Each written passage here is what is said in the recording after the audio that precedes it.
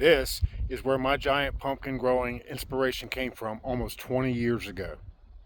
My children nearly 20 years ago would play soccer right here on these fields, and their coach, Al Mildenberger, grew giant pumpkins. And during practice in the fall league, he would parade his giant pumpkins right down this road on a trailer, park them right here. All the kids would come running and check them out. And I knew right then and there, someday I'm growing me one of those.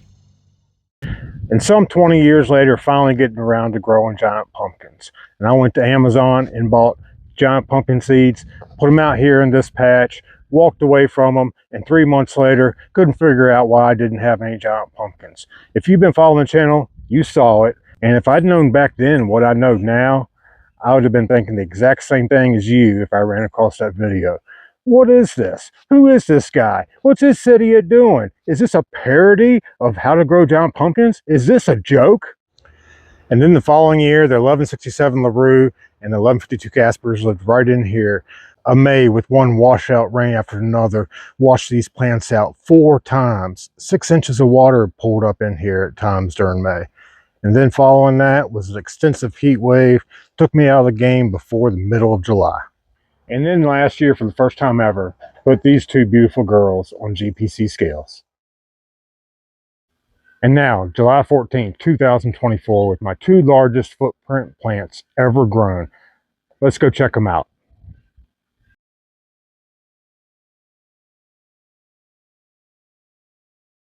Man, hot, hot, hot. Expecting 98 degrees later today. 2 more days in the high 90s and a day in the hundreds, with the real feel from anywhere from 107 to 117 with the news set this morning. Man, it's been ridiculous. I can't take it anymore. I had to get me a big old brim hat to give me a little bit of shade and got rid of the mop.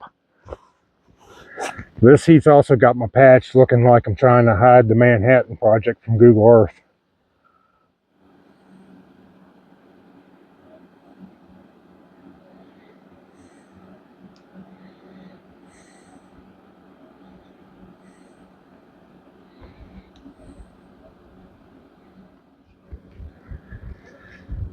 I had to try and put shade on these things. These things looked terrible yesterday during the heat of the day. I don't have enough shade cloth. I'm resorting to using things I got on hand. This is a piece of windscreen that I had left over, and that stuff over there is that stupid white fabric that I tried to grow on. Turns out it makes a decent sunscreen, but that's about all it's good for.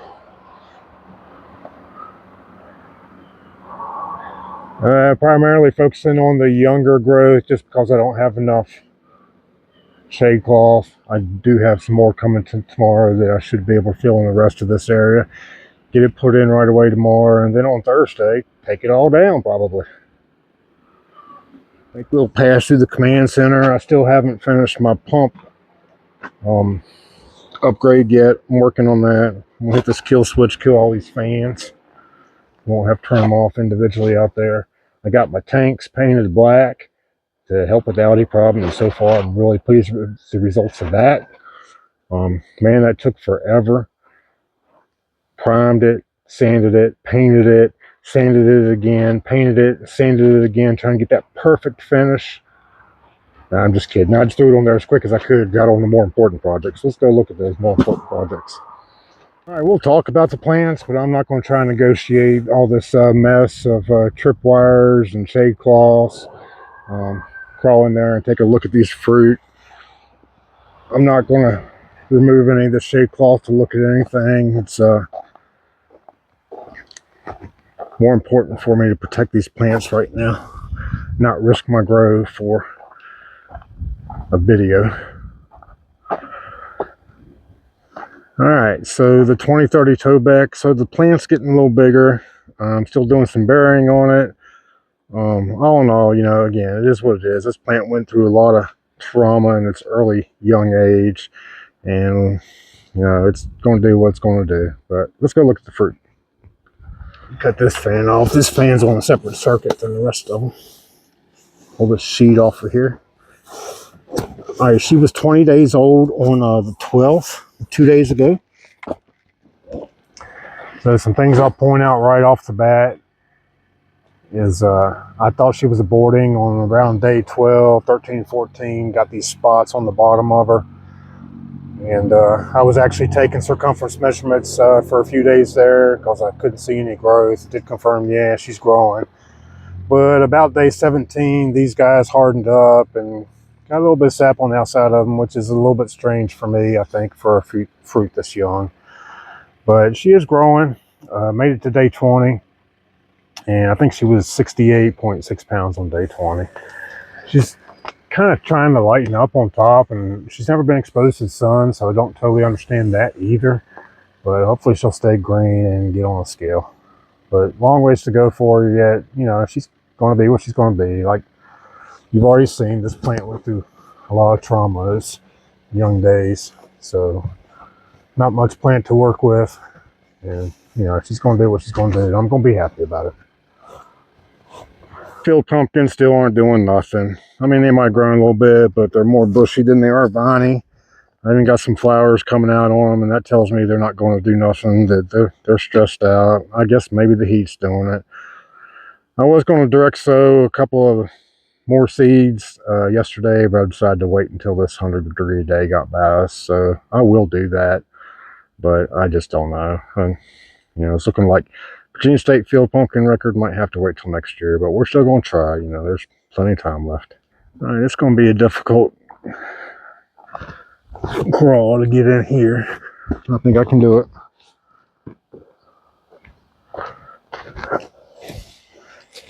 Watching where I step.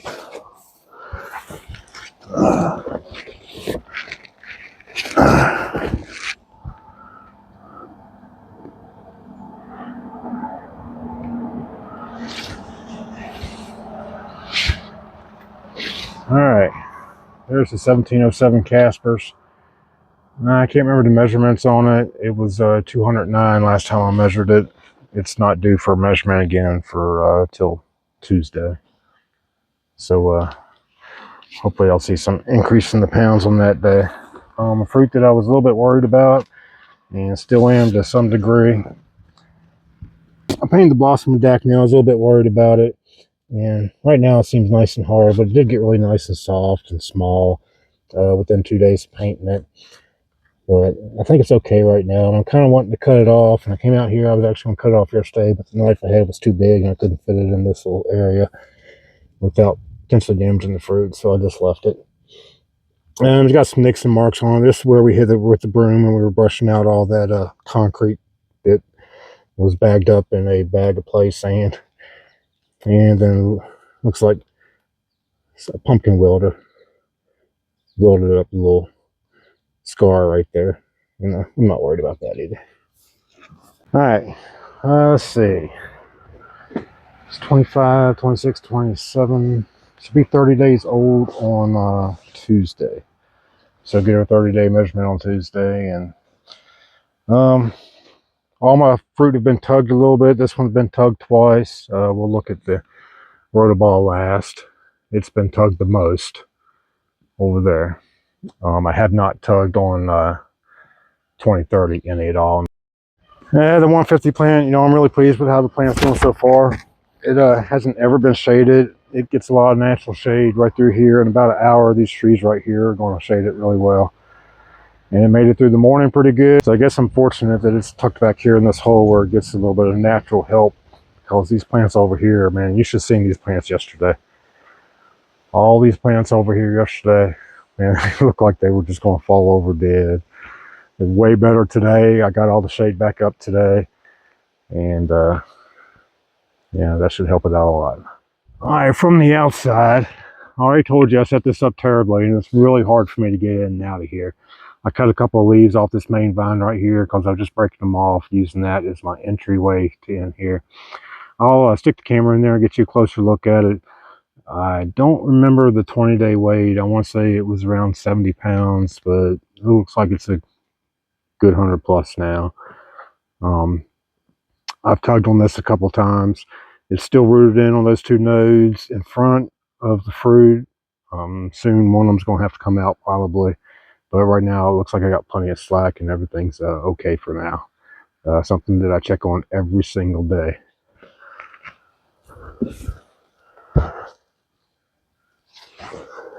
So there's what she's looking like.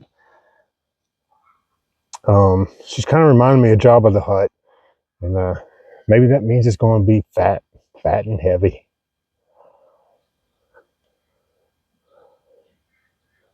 All right, I'll get this sheet and put back on top of it. I hadn't been putting the sheet on this, but about a week ago I started because this red thing here, it does hold a little bit of heat, mostly centralized right there in that cap, and I don't want it to cook the top of this fruit, so I have been putting the sheet on it. Oh, I got it right here. I hung it up because I got it wet this morning. I was like, where'd you go, sheet? I knew you're in here. Yeah, next year this 150 square foot plant's getting set up way different because I can't hardly get in and out of here. These two leaves right over here, I trimmed them off to match the fruit. They were starting to rub the fruit. I wanted to get them off the fruit. And I tugged it a little bit this morning. That secondary vine on the backside was touching it. And it hadn't made a mark on it yet, but I wanted to get that out of the way. So I tugged it away from that. And the spot on the stem looks really good. Healed right up. And I'm not so much concerned about that anymore, not even in the least, but it's still something I'll keep an eye on. Right, kind of flying through all this, but it's kind of hard to negotiate through all these plants with all these shade cloths and strings I got up everywhere. Go look at the rotoball fruit. It's the last one, named Rhodie, R-O-A-D-I-E. I named it that because that's what I've been calling it since day one. And I tried to transform that to Rudy, and it just didn't fit for me because it's Rhodie. A lot of people think a roadie is somebody that follows a fanatic that follows the band around from gig to gig.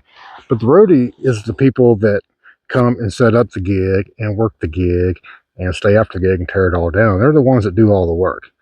And this roadie over here is doing some work. A bit more of a close-up of the 1707 Caspers as we go by it. You got roadies kind of open up there in the back, but not so much on the front, trying to cover all the new growth here on the front. I've been going through here every morning on my morning checks and cutting off flowers. And the reason I'm doing that is because I've been finding dead bees in the flowers, and I'm not okay with that. I use systemic pesticides, Merit 2F. During the early stage of these plants, I was 2 ounces every Monday, whether it needed or not, and it usually did. Right now, I've cut that back to 1 because I'm seeing very little bug activity. I have seen a few cucumber beetles the last couple of days. I'm thinking about cutting that 1 ounce down to ½ ounce and continue to monitor, but not totally cutting it off because last year, probably about this time, I was also not seeing bugs. So I just totally stopped. And then when the onslaught bugs came back, it took me weeks to get them back under control. So right now I'm just kind of preventative at 1 ounce every Monday. I'm pretty sure I'm going to cut that down to ½ ounce this coming Monday, tomorrow. That's in 250 gallons of water, and it gets foliar fed. I mix it right up with my feed, and I'll continue to monitor the bug situation, and if we have to up it, then we'll up it. But right now, my patch got 99 problems, and a bug ain't one. All right, there's Rhodie. The very first thing to note is that, remember from last time, I had this white grow fabric, which I'm using over here now for shade fabric, totally around this, and a sheet hanging on the front. I got the thermometer hanging right up in here, somewhere right there, I think. And it was like 104 degrees in here multiple times last week, and I said, nah, that is not okay. So I got rid of it all, let it get some fresh air, and man, super happy with this fruit. It's definitely tracking to be my personal best, but again, long ways to go. So this one's been tugged on the most. I'm hitting it about every 2 days right now. I did have a 3-day gap in there. You already seen it. I terminated the main vine, and it ain't got much to go on. 2 sheets on her, and there she is. So she turns 30 days old tomorrow. I'm measuring every 5 days. I couldn't stand it this morning. I did measure her, and I just wanted to see what kind of pounds she was putting on per day. This past 4-day average was 25.6. The 5-day average prior to that was 21.8. I feel like I need to be 35, 40, 45. Not quite sure how to get there. Right now I'm mainly pushing Master Blend, MPK, and I don't remember the numbers off the top of my head. I think it's 41838 or something like that. With some CalMag, and then I get the EC after mixing my batch on that is usually around 1.7, and then I try and dial it into 2.0 with a little bit of 0025. That's in addition to a lot of other things that I'm putting in here. Still using some Neptune's Harvest and every once in a while some Extreme Gardening products.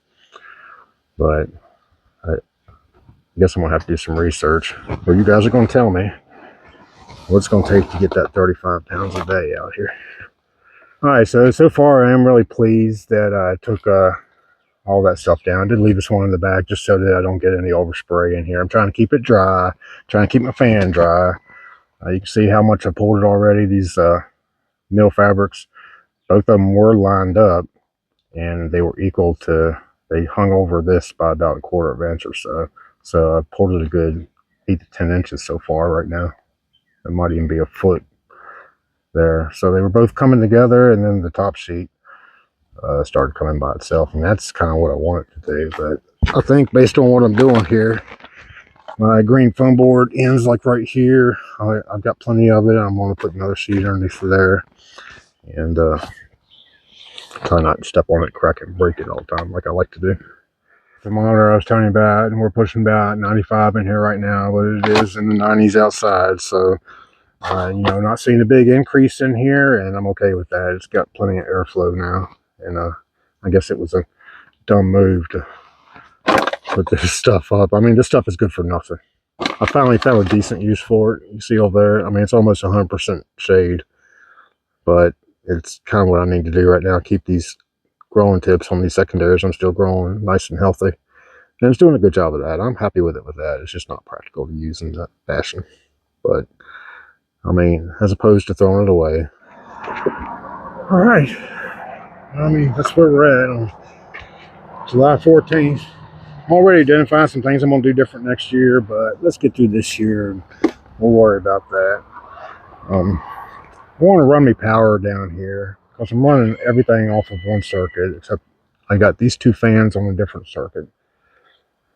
But I'm going to dedicate that circuit to the new pump that I'm going to set up, so it's only running the pump, and put all the other fans on the other circuit. I kind of like to run me some 220 down here from the house, and put me in a little breaker box with plenty of outlets to do lots of stuff.